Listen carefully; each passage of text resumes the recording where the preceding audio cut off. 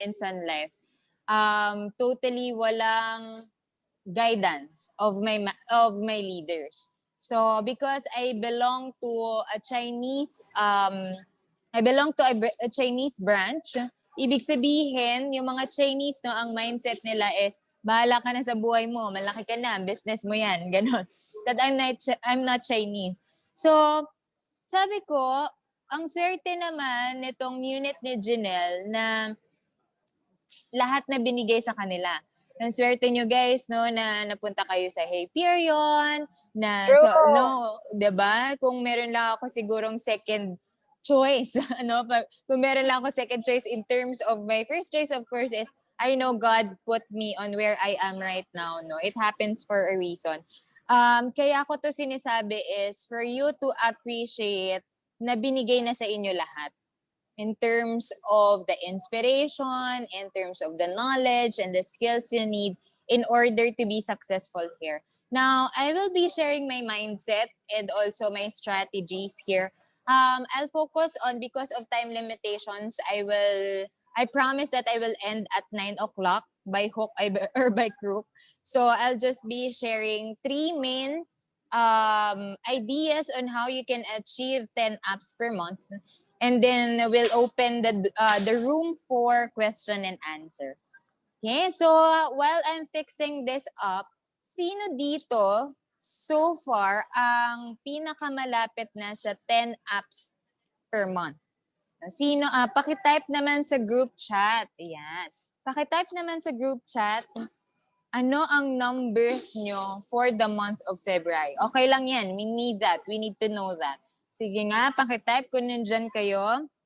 Kung walang magre-reply, alis na ako guys ha, kasi wala pala akong kausap. One, okay. Thank you for your honesty. Raf is one as well. Go. Sige. 1, 2, okay. 1, 2. Sige, so usually it's 1 or 2 so far for Feb. Medyo mabagal pa in terms of Feb, no? Not only for Janelle's unit naman, but also for my unit. Kasi parang hinahanap nyo pa yung mga momentum nyo in terms of from the December break, or feeling natin, practice pa lang yung January, parang ganun, di ba? So, I'll give you 3 main points on how you can achieve the 10 apps, because I promise you, with what I experienced, na hindi ako marunong mag-monitor before though. Plan B and Medallion and MDRT. The only thing I have in my mind is I have to have 10 apps per month. And I'm sure, MDRT na ako nun, maximum Medallion na ako nun, and maximum Plan B na ako nun. Yun lang yung iniisip ko kasi nga hindi ako marunong mag-compute. Diba? So, hindi ako nag-fail. Kahit na manager na ako, I was still able to submit 10 apps per month. And how is that? So, I'll be sharing my screen. No? Ayan, okay. Sige, mag-start tayo, of course. No? Mag-start tayo is to set the goal. We need to have a particular goal. And for this particular meeting, what we're talking about is to have 10 apps per month. And is it even possible given na part-timer ka? Sino ba dito yung mga part-timer? Paki-chat naman sa group chat. Yan. Sige, part-timer, paki-type naman part-timer. Ayan. So it's really possible because one of my advisors, no, was able to submit 7 apps this February, and one of my PLA for coding pa lang ha, was able to submit 21 apps on her first month. 10 of it is from February. So wala na actually imposible right now in terms of numbers, given that it's all online na. Diba? Lahat na tayo nasa online na ngayon, so wala nang limit when it comes to the numbers of meetings that we can have. So how do I set goal? So ex ko yan, no? Magpe-painting ako. Mahilig kasi ako mag-painting. So, magta-type ako dito ng ano natin. Magpe-paint ako dito. Yan. Sige. So, nakikita nyo naman ang aking, ano, 'di ba, paint, no? So, sabi mo sa sarili mo, 10 apps ka per month. Kasi sabi ni UMIC, yung 10 apps per month mo na yun will give you it's impossible not to achieve even bronze medallion. Kahit na sabihin natin bronze or silver or gold, kahit na nag-uumpisa ka pa lang, kayang-kaya ang bronze medallion. Kahit gaano kaliit ang cases mo. When you have 10 apps per month. So we're not only talking about, I have to close this big sale or this big para maka-achieve ako ng medallion. No, I tell you, kahit 10 lang, kailangan kasi may number ka eh. Kailangan it's either may commission ka. So for example, UM Janelle is more of on the case size, no? Meron siyang commission size in mind because that's her strength. On my case, my strength is numbers. Numbers game talaga. So ako, hindi ko pinapansin gano'ng kaliit, gano'ng kalaki yung case. Basta makasampu lang ako and it never fail me. Trabaho na ng manager ko kung saan siya mag-hit or kung may kulang pa ba dun sa sinasubmit ko. So let's start with 10 apps. No? Sabi mo, your 10 apps will give you your bronze medallion. Let's start with, can I have someone as a sample here? Kasi kung sa isip ko lang yung sample, hindi siya reminiscent or hindi siya makakatulong sa inyo kasi hindi siya relatable.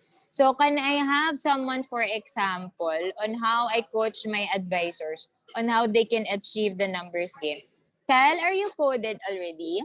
Yes po. Great. Can I have you as my sample? So just be yourself, no? Just answer what applies to you. So, Okay. so far, anong pinakamarami mong cases? VUL. In a month, gano'ng karami? Starting pa lang, so parang one case a month, ganun. One pa lang ang no? So, from 1, we're gonna jump into 10. So, medyo magte-10 times ka ng effort. So, paano to mangyayari, Kyle, no? So, una mong gagawin is to know what's your average case size. Ano yung average case size mo per month? Ano yung average na kinukuha ng clients mo per month? 30,000? 25, 30,000. Per year? In a year? Yes. In a year. So, yeah. annual. So, 30,000 annually, that's their premium, for example, no? Yes. So, divided by 12, usually your monthly is 2,500. This is regardless, the 10 apps is regardless if quarterly, semi-annual, or annual. So, even worst case scenario, you have quarterly na 10 apps, I tell you, you will still be an MDRT end of the year. Okay, kahit 1,000 pa yung per month ng average case size mo, kaya pa rin. So on your case, Cal, your average case size is 2,000 per month. Now we go to 2,000 per month. Ano ang closing ratio mo? In every how many clients, in every how many meetings, ilan ang naku-close? So is it every 3 meetings in a week or in a month, isa ang naku-close? What's the scenario?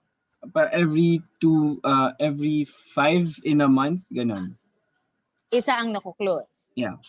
1 close. 5 is 2, 1. So 5 presentation. So guys, you try to do this on your own. Put yourself on the questions that I give to Kyle. So 5 presentation is to 1 closed case. Diba? My first question is, do you track lahat ng napepresentan mo? So una, ang sinasabi ko sa mga advisor ko, you need to have this type of tracker. So for example, one of my advisor, the moment na nakausap niya na yan, unless ni-reject siya or nag-object, nandito na yan. Assume close na yan. Okay, the moment na nakausap mo, nakatracking ka na. Especially your set appointment. Kasi kung hindi mo yan itatrack, most likely, magsislip off yan. At I know you have what we call yung mga CRM, yung 'di ba na kayo, nag-limitless na kayo. So most likely tinatrack mo yung mga prospect mo, ganyan. Ang pinaka-importanting tinatrack mo, okay, so paki-take down note, track all your client meetings. Okay? Dito natin iligay yung mga lesson natin, ha. Lessons. Yan. Number 1, track all your client meetings. Especially when kapag sinabi nila, pag hindi naman sila nag-no. For example, yesterday, yung yung joint field work namin is talagang nagsabi siya na sa June pa talaga, and may nangyari talaga kung bakit sa June pa siya kukuha. So dito, di ko siya ilalagay sa expected ko this month. Ilalagay ko saan ko siya ilalagay? Sa mga for delay. Okay, nag-delay. Ito, yung mga sure na dahil nakita mo naman based on your presentation na may pera sila sa bangko, may pera sila sa bangko at nagustuhan naman nila. It's just a matter of starting. So, yan, ilagay mo na yan dyan. Kailangan meron kang tracker. Bakit? Kasi lalagyan mo yan dito ng last issue on contact. Dito na lalabas yung galing mo sa pag-follow up. Okay? Sa pag-follow up, but not saying the word follow up. How? So, warming the relationship. So, eto for example, nagpadala siya ng pajama set. Nagpadala siya ng libro. Nag-correct siya ng, nag-review siya ng policy. Ito, tinatrack niya na to right now. Nagre-ready na siya ng gift sa birthday. Nag-gift na siya for Valentine's, guys. Closed or for pending pa lang. Ganyan siya kapapansin. Kasi bakit? Umuo na yan eh. It's just that they don't remember us every day. We need to show up kung as many events on their life or on the calendar events. So ngayong February 14, you have an excuse to follow up with your clients. Okay, without saying the word follow up. Bakit? Ano yung nabibuild when you are creative? So now that you have the tracking of all your clients, you create a creative ways of following up. So dito nalalabas yung namamatay na ng ilaw. Dito nalalabas yung alin? Dito nalalabas yung gagamitin mo yung mga events sa buhay nila or events sa calendar year without saying the word follow up. So eto, kahit hindi yan close or kahit close na yan, I tell you, magbabayad yan. Kasi magkano lang naman yung 2,000, nakakalabas nga sila eh. Diba, nakakalabas nga sila ng magkano na lumabas ngayon? May Grab ka, may pagkain ka sa labas, meron ka pang delivery fee, etc. Nagagawa nila yan eh. You pretty much know how much they are earning and how much they are spending and how much they can afford in terms of Sun Life. So meron pang mga drift, ganyan, etc. So yun ang isa sa mga tatandaan nyo. Create a tracking of all your client meetings and creative ways of following up. Because sometimes, ang dami mong napepresentan pero nagkukulang ka sa follow-up. Second, so okay na tayo. Meron kang isang assignment in terms of presentation. Next is, you mentioned you are expecting 10 apps per month. No? On your case, Kyle, how much do you want to earn here in your Sun Life business? Lagyan natin dito. Magkano per month? Ay, na-mute ka. Kahit since ginugol is 10 apps, so around 100,000, ganun. When you entered Sun Life, how much ang ini-expect mo per month nakikitain mo? 50. 50. Are you 100% by hook or by crook? You want 50 or in your heart, nag-umpisa na 50? Kaya ko ba talaga yun? Yung true choice na tinatawag, yung true choice for you na, yes, this is my goal. This is my monthly, first month na gusto kong i-penetrate or gusto kong ma-achieve. Ano yung first month na yun? Yeah, 50 How pa much? rin naman. 50 pa rin. Okay. So remember, I always tell you, you need to have a number in mind. Okay? Kasi ano yung sinasabi ko? You need to have a goal. A goal that's so crystal clear that every waking up day, you have that number in mind. Because, why am I asking how much do you want to earn? Because you will shift. Do you have a full-time work, Hal? Wala. Wala. Okay. Yep. So, imagine, this is your full-time business. This is not your full-time job. You're not employed here, Kala. Kasi, ang problema natin, sometimes we think of this as employment. No? And when we say ang employer mo is a Sun Life, you have this tendency na, I just have to show up, I just have to do my prospect every day, basta may nachat-chat ako, okay lang yun. But remember, this is your Sun Life business. This is not your employment. Tinamaan ba kayo doon? Sa chat naman kayo ng mga biggest takeaway nyo so far, no? Kapag merong hit, pag may hit sa sinasabi ni you and Mick, i-chat nyo sa chat box. So again, I will tell you, this is your Sun Life business. I'm only talking to Kyle, but this applies to everyone. So I appreciate you, Kyle, for being brave to be coach, no? So Sun Life, this is your Sun Life business. And what do businessmen do? What does a businessman do? The moment he or she wakes up, she thinks of her business. Yeah. Right? As a businessman, you're available 24/7. So you're available 24/7. That's one thing. And second is every waking up day, every closing day, every waking up day, you set a goal, magkano, ilan, etc. And then every end of the day, you open your kaha. Diba? Yung cashier mo. Diba? Open ko nga yung cashier ko. Cashier, magkano ang ko dito? Magkano ang kinita natin today? And what will be the basis of your kaha? Your activities. Okay?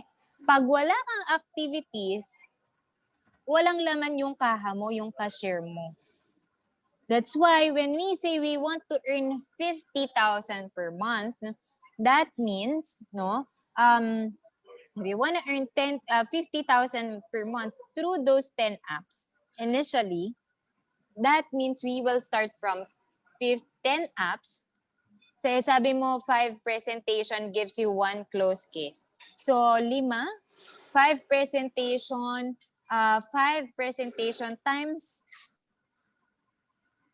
10. So you need to have 50 presentation per month.